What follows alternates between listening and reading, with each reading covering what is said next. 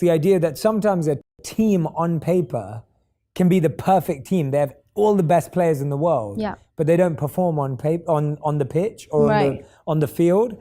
And I feel like that's what relationships end up like, where you have this person who ticks all your criteria, but then they're not that in real life. Like, you don't feel that with them. And so I think relationships are more about discovering someone. Like, I couldn't have known what you would be like in 10 years. You just can't know that. No, you really can't. You just can't know what someone's going to be like in 10 years. And so all I could do is be curious and open and learn. You are so many more things than I ever thought you were or would be or could be or anything. But you either have to figure it out as you go and go, oh, I like that, or I don't like that. And let that be what leads you, rather than be like, okay, I think I know who this person is, but then what if they change? And man, let's get it going. And they start manufacturing thoughts. Same brain. Man, I can't wait to go to work today. It may not be the job I want, but at least the job. I appreciate the fact that I don't have a car, but at least I can walk to the train. Man, this is gonna be great today. That's how your mind works 24/7. It never turns off. You have got to change the way you think. It is the whole determining factor of where you go in life. We are all where we are today because we thought ourselves to this position. If you don't like the position, think yourself out of it. Change your attitude, you change your altitude. I'm gonna tell you something that every successful person has to do, including you. But these guys selling candy and other goods to kids have been accused of selling candy that is actually drugs, or drugs that look like candy. Or I could even say candy laced with drugs. Oh, what does it mean if something is laced with something? Usually this refers to drugs, right? So if a drug is, something's laced with drugs, what does that mean? It means that it is like hidden, like it's covered with drugs in a way that it's not obvious. Like you wouldn't necessarily notice it immediately. So in terms of the candies, yeah, this was quite a common thing. And the drug, I feel like you guys, I'm not sure, but the drug was called flakka. It's been said to turn these kids into zombie. And there's a very important place in society for journalism. You think journalists don't have relationships? I would like to know that. They do. Okay. We do. How do you think you get an interview? In my experience, every time I have written to a head of state or a leader in India or outside, in 99% of the cases, they ask for questions. In some cases, they also want to have a say in the edit. Really? Yes. Okay. Do you allow them? One of my colleagues went, and I will not name the country, but when he landed there, he was told that you can keep your camera aside. We have a camera team. We will record the interview and we will send you a tape after it has been post-produced. The choice is between taking that interview or not taking that interview. I suspected dementia. I suspected, though didn't want to admit, Alzheimer's dementia, which he had. And it was funny because, I mean, it wasn't funny, but my mom and dad are two sides of a very different coin. My dad is the engineer, not so active all his life, but loved and sit and read books all day. My mom was the athlete. She played tennis, team tennis, into her 80s, and it started to show at that point. And so then I had even a more pressing reason to think about what the effects of exercise were, because I noticed that all the things that were improving in my brain suddenly went away in my dad's brain. Really, really smart guy, engineer in Silicon Valley, helped that push in Silicon Valley in the 70s happen. He had no more memory. He couldn't focus his attention. His mood was rock bottom. He's a very happy guy. And everything was the opposite in me. And I started thinking, this isn't just something to help, somebody who wants to get tenure. This is something that could help millions and millions of people. Most importantly, our aging population. What if, what's happening? And so the thing that makes me wake up in the morning is when I realized that Every single time you move your body, you are releasing a whole bunch of neurochemicals. And some of them we've talked about, the good mood comes from dopamine and serotonin and noradrenaline. But the thing that gets released also, particularly with aerobic exercise, is a growth factor called brain-derived neurotrophic factor, or BDNF. And that is so important because what it does is it goes directly to your hippocampus and it helps brand new brain cells grow in your hippocampus. Well, it didn't work because you're so attached to the outcome. I coach a lot of athletes. I know you do as well. And one of the things that's a really nuanced thing in life, it's great to have goals. You should have goals. I want to do this or that. But in the moment of execution, you have to separate from outcome in the moment that you're executing and just be present and exist. I talk about this in the book.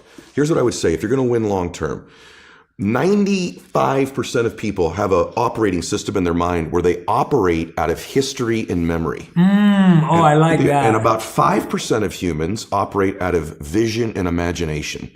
So the reason we're so much happier, I believe, when we're children is we have no history and memory. We were driving to a baseball game of mine.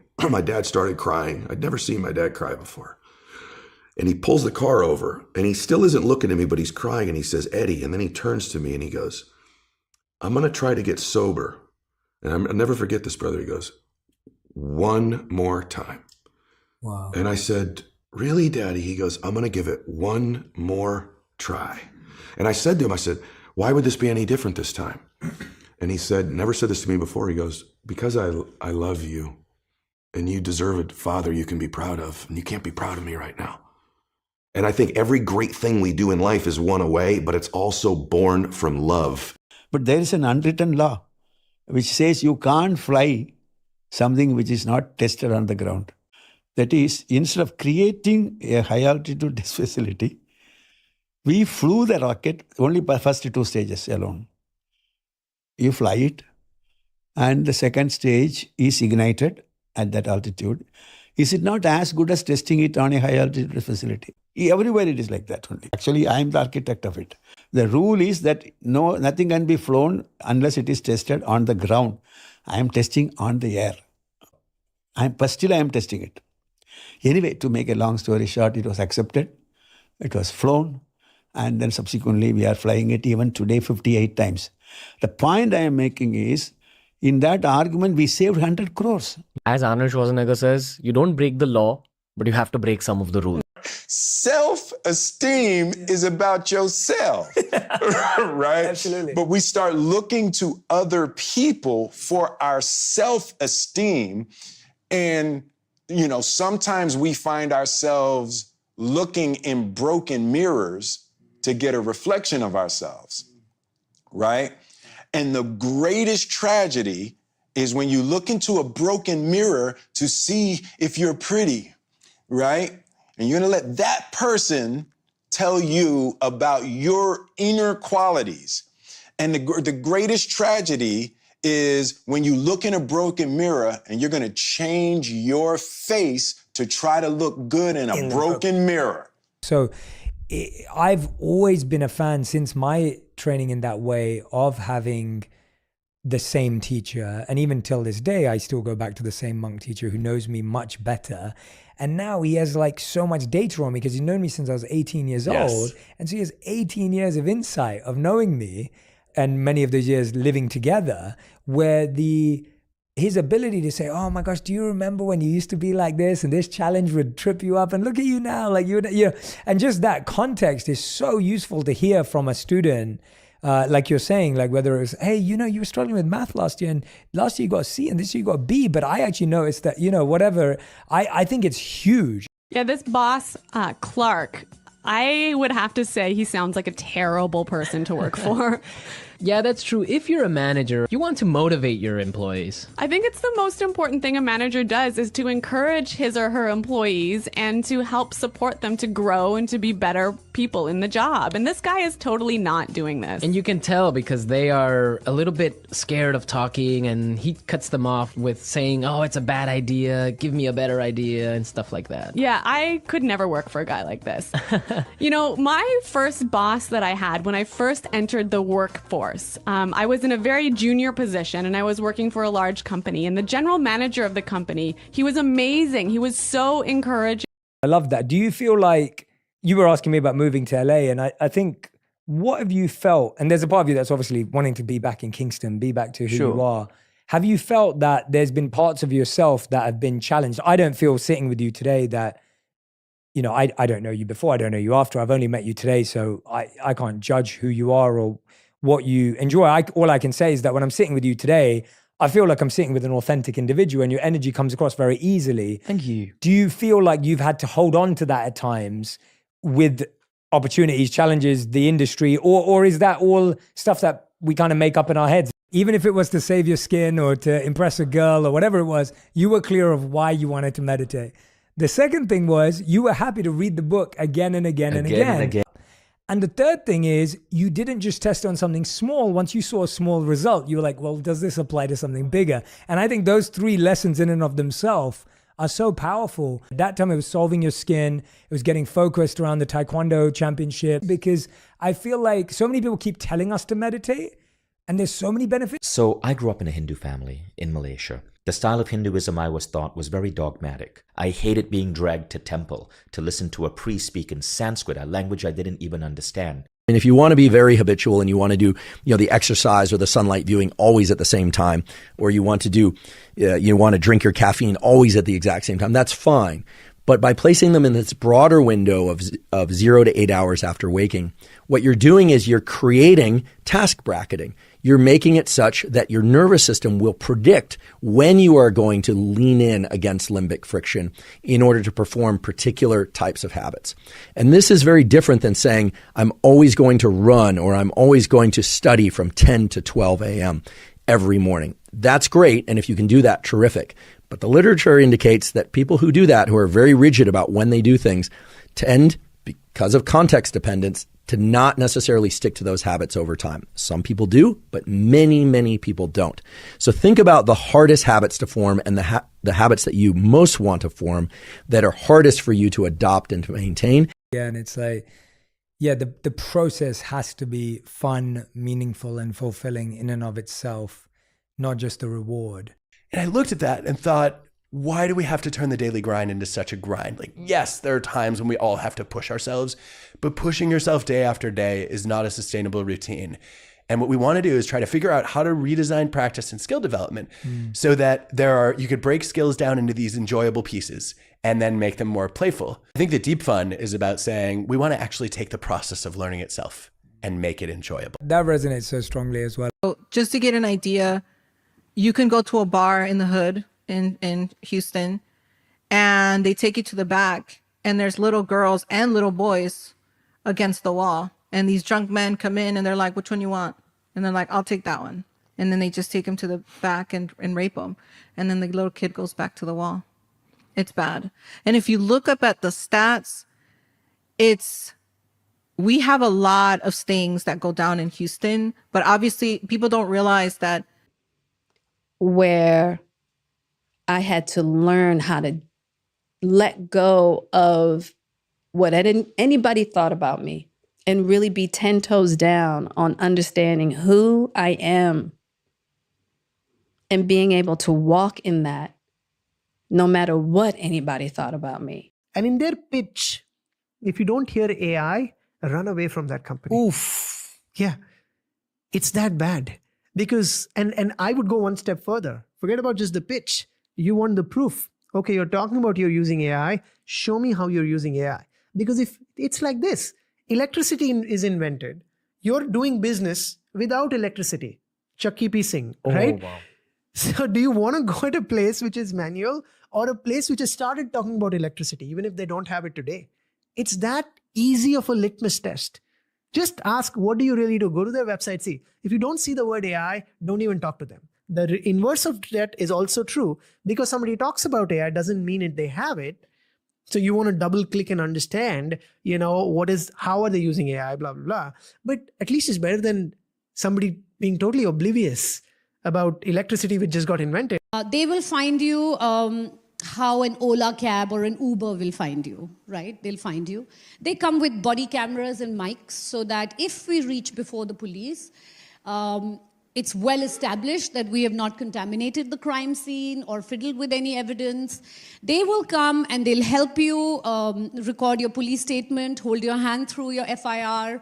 They'll help you through, take you to the hospital if something is really bad. Just want to briefly mention one little aside there, because I've got a friend who's a physician. He's a cardiologist who has a really interesting theory. This is just theory, but I think it will resonate with a lot of people, which is that you've all heard of this molecule dopamine that gives us this sense of reward when we accomplish something. Well, we also want to be able to access dopamine while we're working towards things, enjoy the process, as they say, because it has all sorts of positive effects. It gives us energy, etc. With my friend, what he says is, there's many, many instances where someone will come to him and say, you know what, I'm going to write a book. And he says, oh, that's great. I'm sure the book's going to be terrific and you really should write a book. And then they never go do it. And his theory is, if you get so much dopamine from the reward of people saying, oh yeah, you're absolutely going to be able to do that, you might not actually go after the reward of the accomplishment itself. So beware these positive reinforcements also. I'm not saying people should flagellate themselves to the point of victory in whatever they're pursuing, but motivation is a tricky one. So I suggest that everyone ask themselves, what is it that I want to accomplish?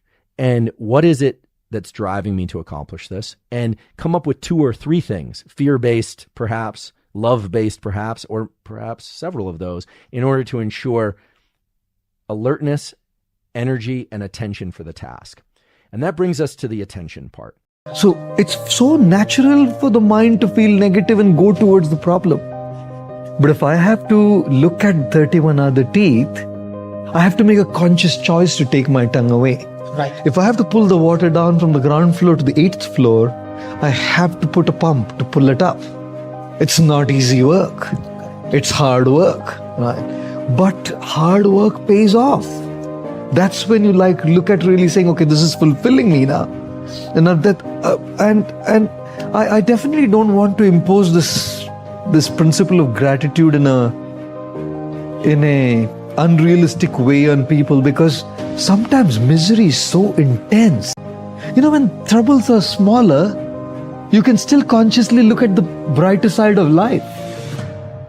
But sometimes troubles are just so intense and massive, and they seem to be like mountains, unmoving, unshakable mountains. They just stand there for ages and decades. How in such a situation, wouldn't it be so violent to forcefully impose the principle of gratitude on a person whose life is so acutely absorbed in intense misery? Right? I call that toxic positivity. It's toxic. It's not natural. So what does one do really? In such a situation, when it's just so overwhelmingly painful, my take on it is, it's hard to look at the brighter side when this intense pain there. But at the same time, I also feel if we are consumed by negative. I knew that I wanted to work for the government after one of my friends was murdered. That really kind of catapulted me into working for the government and wanting to do what I did. When I was 15 years old, I was dating a boy and his sister was murdered, dismembered, and decapitated by the cartel. And so she went missing for 2 weeks. And when they found her, they found her head and it was completely decayed. And the only reason why we were able to identify her was because she was wearing braces by dental records. It ended up being one of Chicago's most heinous crimes in history. The way that he killed her, she went on a first date. And can you imagine going on a first date and then getting murdered? Derogatory. Explanatory.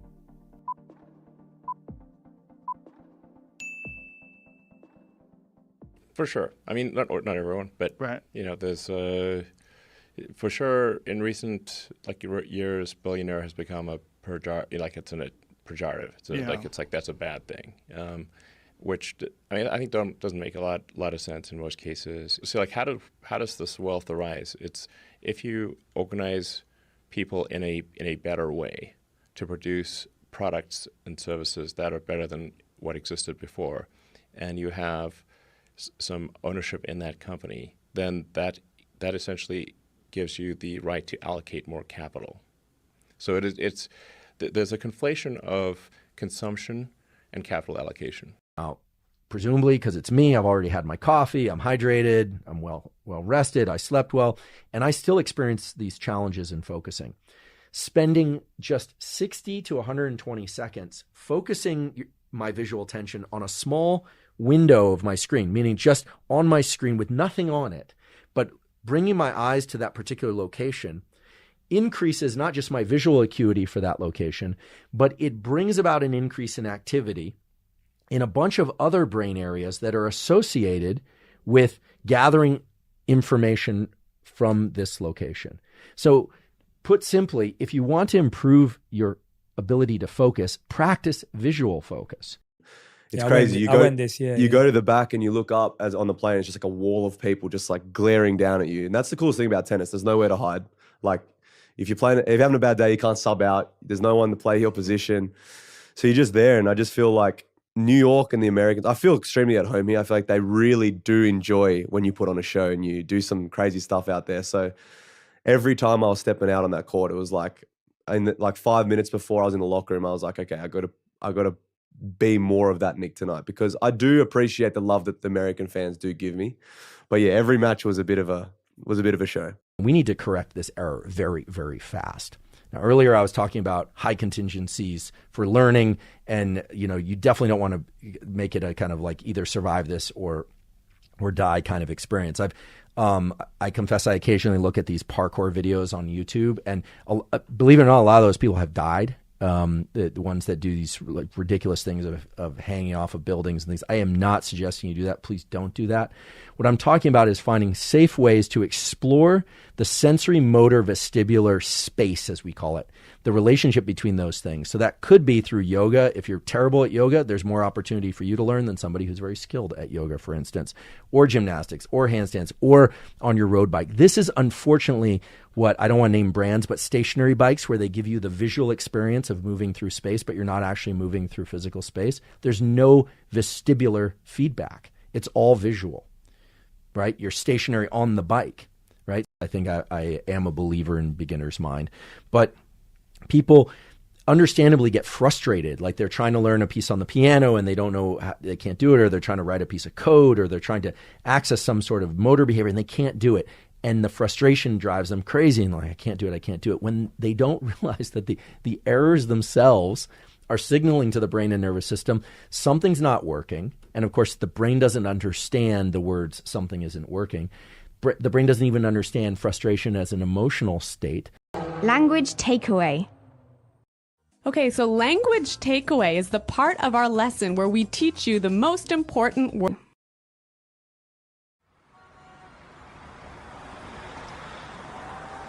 It's impossible for us to match the competitors. Our costs are just too high.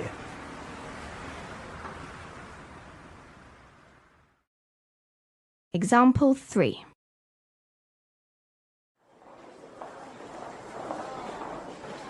Do you think we can match our competitors' prices and still keep our quality high?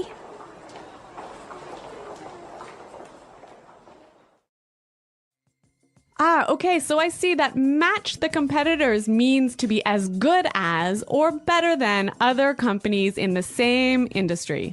Exactly. Match the competitors.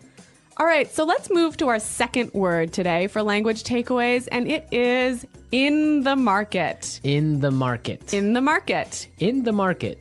We heard this phrase in the dialogue, and it means in the industry. Exactly.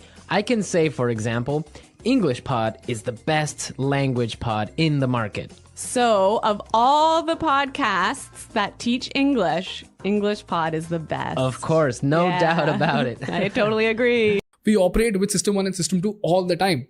The beauty is you can't predict when you're working with System 1, when you're working with System 2.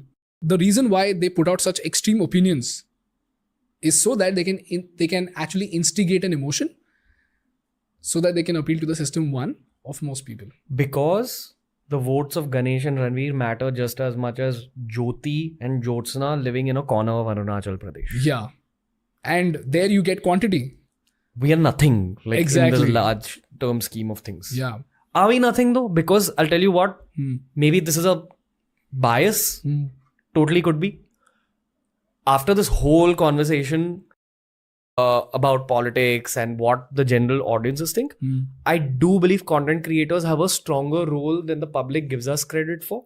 If you again go and have a very heavy breakfast now, so then you're again doing a similar type of karma, which means your sanskar is making you eat. In spite of learning that it didn't suit me well, you are forced to do it through your sanskar because you're not changing your sanskar. So if you go and again have something which is not right for your body, or you overeat, the same consequence is going to come again. And then your doctor will say, I told you this will happen again. They told you based on your sanskar this morning because of what you ate last night. But if after what happened today, you say, okay, today I'm going to eat less, I'm going to eat light, I'm going to eat healthy, your destiny is going to change today. And that's nothing to do with your kids, because what your kids want is just a bit of you in the most simple way. They don't care about any of that stuff. And so again, it really is that challenge of really sitting down and speaking to your children and thinking to yourself, like, what actually matters? And I think it's like those small moments. Yeah, that's well said. And as I said, as someone who received a lot of that from my mum, I felt like I never doubted whether my mum loved me or not. No. Whether she could come to my rugby game or not, or whether she could come and watch me at the class rehearsals or dramas or whatever we were doing. If she was there or she wasn't there, that wasn't how I felt loved. You knew she loved you, absolutely. Yeah, because it was so, it's such a core part of my life. I feel today I have like so much love to give because of how much my mum loved me. 100%. And it's not that she was there every 100%. moment. So yeah, and on the flip side, I'm sure there's people who would think, God, my parents were around all the time, and I didn't necessarily. And you didn't necessarily connect. Exactly. Yeah, I didn't necessarily feel connected. Yeah. So I thought, rather than me giving my gyan again and again, why not get one of the most influential people when it comes to men's fashion and men's style in the entire world? In today's mini episode of The Ranveer Show, we've got one of India's most influential men's coaches, one of the most influential menswear designers, and one of the most influential people in the entire fashion industry, giving you some dope on how to dress well, how to be better groomed than you already are, and very importantly, how to be classy, how to be much more attractive. Narendra Kumar on how to be an attractive man overall. Let's go.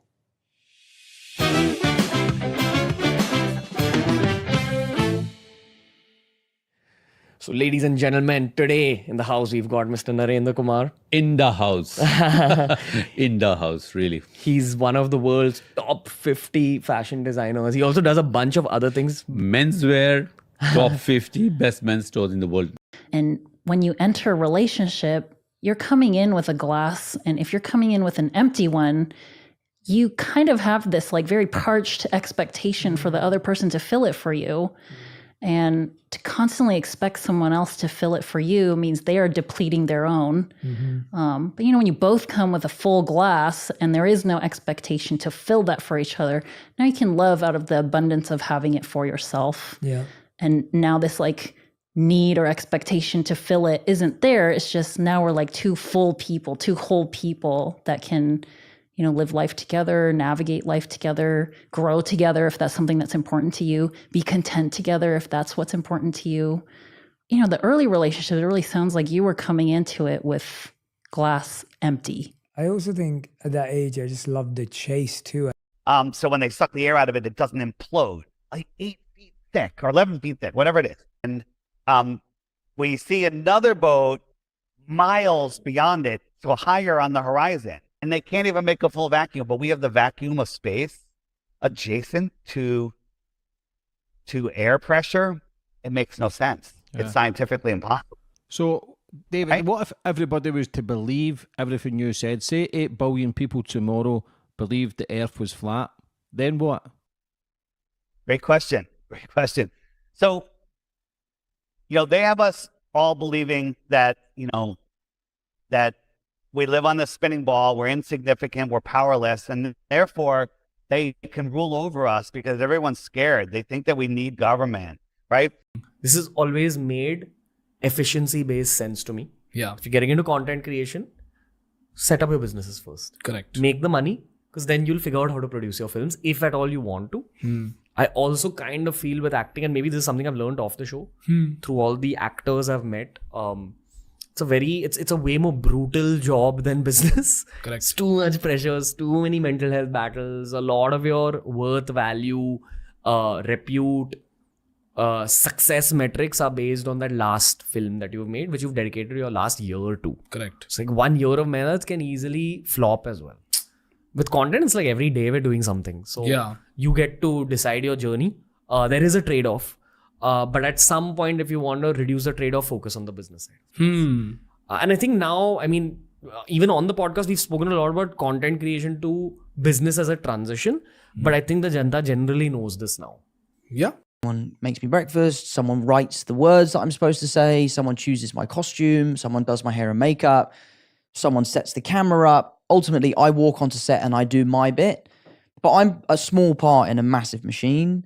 But when you look at someone like Djokovic or Federer or, you know, this new Alcaraz, you know, or the golfers or Lewis is slightly different because Formula One is so much about the team and the car and all that sort of stuff. They have to do it themselves at a certain point. I meet a lot of people that are like, okay, they broke up with me because I wasn't XYZ. Now I'm going to go become XYZ to win them back. Yeah. And I always find I'm just like, well, no, you should go become XYZ if you think you were missing XYZ, but not to win them back because you don't know what they're going to do. What's your take on people trying to win people back?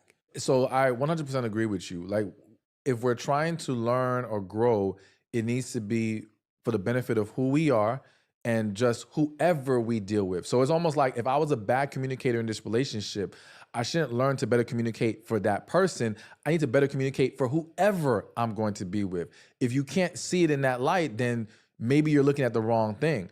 Here's why I won't touch it. So the singer of my band when I was younger, right? Love this dude. His background, not his background, his great grandmothers and his great aunts and stuff like that. They were all black witches, right? They practice the occult, right? Dark magic and stuff, right? And it just sounds ridiculous what I'm saying. I don't know anything about it. I'm not like an occult master. He very much believed, and he was just like, I will never ever touch a Ouija board. And this was a dude that was really down for anything at any time, but a Ouija board, not going to happen with him, right?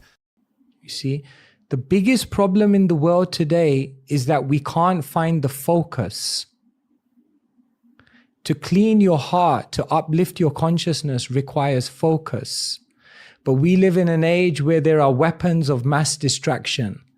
So it's just everything is so distracting. Opinions, expectations, noises, responsibilities. And so when you wake up early in the morning and you separate yourself from all of that, you generate a type of focus where it can help you to actually recalibrate your vision and readjust your paradigm of who you are and reinstate the principles that you want to live by. I'll tell you all about it. And in 2019, Selena launched her beauty line, Rare Beauty, exclusively with Sephora. As part of the partnership, Gomez announced the Rare Impact Fund, pledging to raise, this is outstanding, pledging to raise $100 million for mental health services for individuals in underserved communities. Philanthropy and activism have been key pillars of Selena's career, and she's used her platform to advocate for many and raised millions of dollars for charity, including Global Citizen and the Lupus Research Alliance. Please welcome to the show, Selena Gomez. Selena, it is so wonderful to be with you. That was so nice. I felt very emotional, and I felt so honored. Thank you for saying those kind words. I meant every word. In 2008, the worst economic time in 80 years, he turned $30 million into $2 billion in less than 2 years. How did he do it? He did asymmetrical risk reward. He figured out that real estate that everybody thought was going to keep going up, he figured, no, we're hitting the edge, and he found a way to invest where his risk level was so low, because everybody thought this is going to go on forever, that he could be wrong 13 times and still make money. Well, he wasn't wrong 13 times since he made $2 billion. And I said, how would you explain this to someone who's not financially, they've not spent time in the financial world? He goes, Tony, I can't believe you're saying this. I've been thinking about how to teach this to my kids. So he said, I came up with an idea and I've now executed it. You couldn't be asking me this at a better time. I said, well, what'd you do? He said, I took my kids and I said, here's what we're going to do. We want to have the least risk with the most upside. So he said, I spent almost a year asking one question. Where's their investment? Like you're either a bad boy or you're a good guy. You're a doer or you're a thinker. You're a winner or you're a loser, right? Like we think like that. And so people go, okay, I can either be masculine or I can be feminine. And I definitely relate to what you were saying. Like I believe that there is a lot about me that is massively masculine in energy, using that language and terminology, my drive, my ambition, how I work, my strategic mind. And at the same time, I consider myself to have a lot of great feminine energy and qualities where it comes to like empowering others and nurturing and the ability to hold deep, compassionate space and be empathetic, which are all powerful qualities for everyone, right? He's going to start an airway from scratch and compete with British Airways, this giant government-driven company. He's got to buy all these Boeing jets, hundreds of millions of dollars of jets. What if he fails? He could lose everything he's ever earned. So guess what he did? He negotiated with Boeing for over a year till he got them to agree that he'd buy all these planes, but after a year, if he wasn't profitable, he could give all the planes back with no cost to him, no loss to him, and no loss to his credit. So guess how unstressed he is going to build that business. No downside, only upside, and he built Virgin.